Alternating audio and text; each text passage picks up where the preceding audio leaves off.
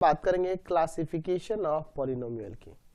Polynomial का जो classification है उसके टाइप की अगर हम बात करेंगे तो ऐसा कह सकते हैं इनके टर्म्स के हिसाब से, अकॉर्डिंग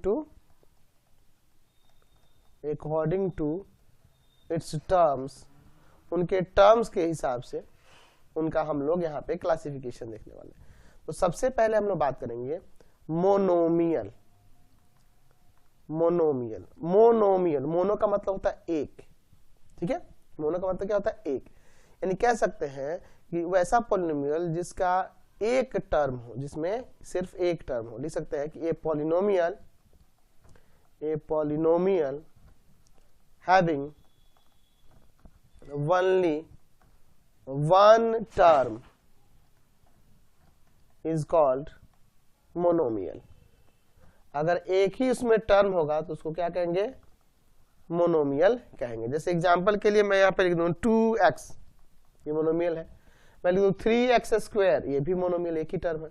मैं दूसरा पॉलिनोमियल लिख देता हूं -7, ये भी एक मोनोमियल है, ये भी मोनोमियल है। समझ गया कि नहीं? तो मोनोमियल का मतलब जिसमें एक ही टर्म होगा तो मोनोमियल। दूसरा हम लोग बात करते हैं बाइनोमियल।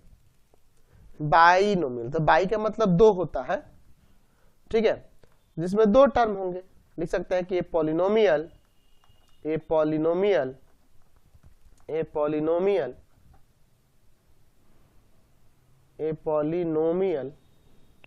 हैविंग कितने टर्म होंगे जी? Two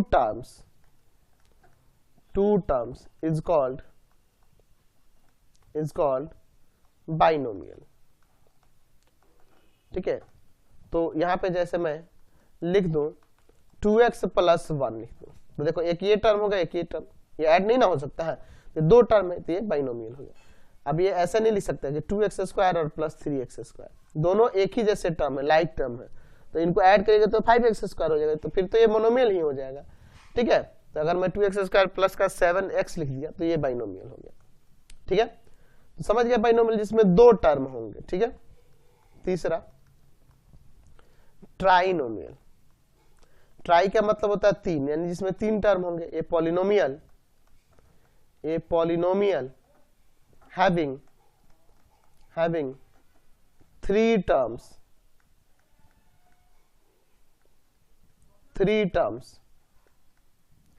is called trinomial. जिसमें तीन टर्म होंगे, है ना, उसको क्या कहेंगे? ट्राइनोमियल कहेंगे। तो ऐसे कह सकते हैं एग्जांपल में, मैं अगर लिख दूं x² प्लस का 2x प्लस का 3 टर्म है ना जी, मैं लिख देता हूं 7x प्लस का 9x² माइनस का 3, ये ट्राइनोमियल है। तीन टर्म होंगे तो ट्राइनोमियल हो जाएगा। अच्छा, अगला बात करते हैं जीरो पॉलिनोमियल। अच्छा, नाम से ही पता चल रहा है कि जीरो। अच्छा, ऐसा पॉलिनोमियल हो जिसके सभी कोफिशिएंट क्या हो? जीरो हो, तो उसको जीरो पॉलिनोमियल कहेंगे। लिख सकते हैं कि a polynomial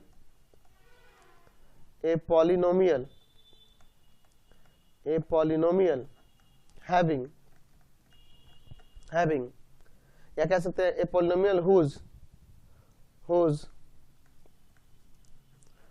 all coefficients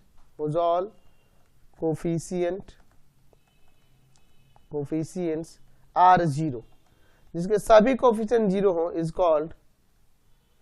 called a zero polynomial.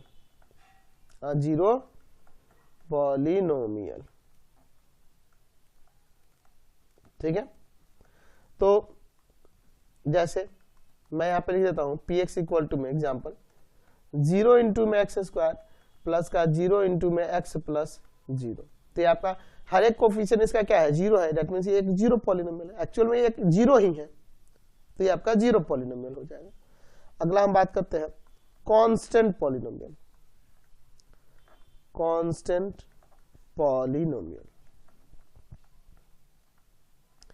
तो कांस्टेंट पॉलिनोमियल में उसमें जो है ना एक ही टर्म होगा और वो टर्म क्या होगा? कोई रियल नंबर होगा। या लिख सकते हैं कि ए पॉलिनोमियल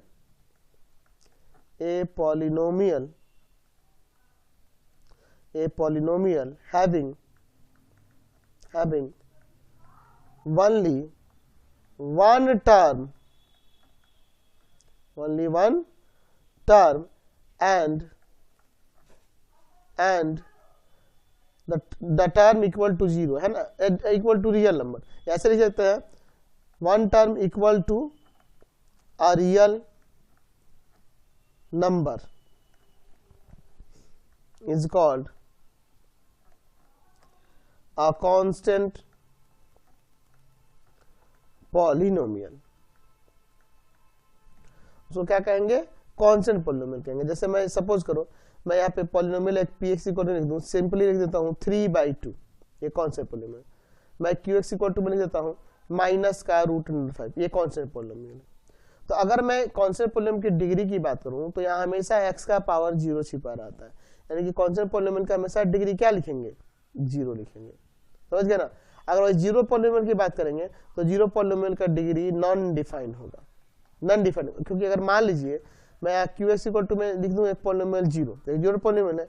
अब इस 0 के साथ हो सकता है x का पावर 100 हो, या हो सकता है x का पावर यहाँ पर क्या हो 0 के साथ 1000 हो, कुछ भी हो सकता है। तो इसलिए जीरो पॉलिनोमियल का डिग्री नॉन डिफाइंड होता है और कांस्टेंट पॉलिनोमियल का डिग्री हमेशा क्या होता है, 0 होता है। ठीक है, चलिए अब हम लोग बात